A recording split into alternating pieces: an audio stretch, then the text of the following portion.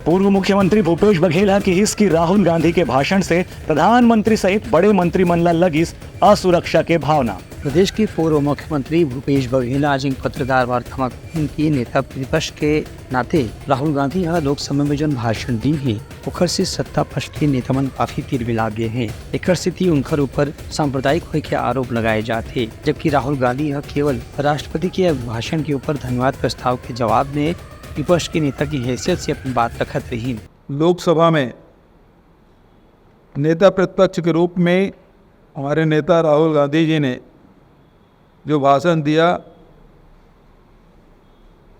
सबकी नज़रें उधर लगी हुई थी।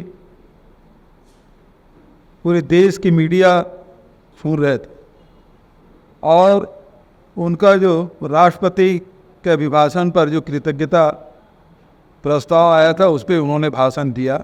बहुत लंबे समय के बाद विपक्ष के नेता की हैसियत से बहुत ही धारदार भाषण उन्होंने दी और आप सब ने देखा कैसे चुन चुन के शब्द बाण राहुल जी के मुख से निकल रहे थे और सीधा सत्ता पक्ष में बैठे हुए नेताओं के मर्म स्थल को वो बींध रहे थे।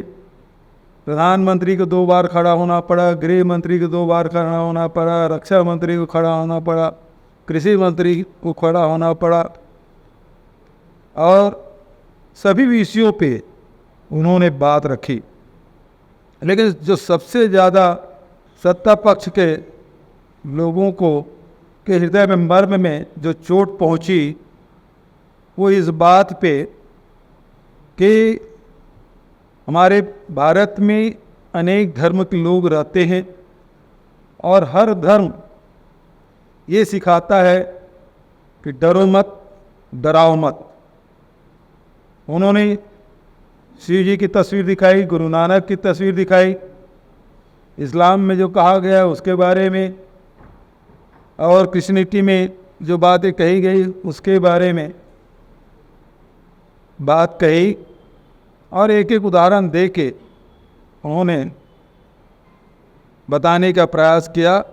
उनका ये भी कहना रही है कि राहुल गांधी के भाषण अधिक धारदार रही है कि प्रधानमंत्री, गृह मंत्री, रक्षा मंत्री और कृषि मंत्री ला बीच बीच में उठ के खड़े होके अपन बात रखना पड़ी और मन निश्चित रूप से भाषण से काफी विचलित हो गए रही हैं। Bureau report news.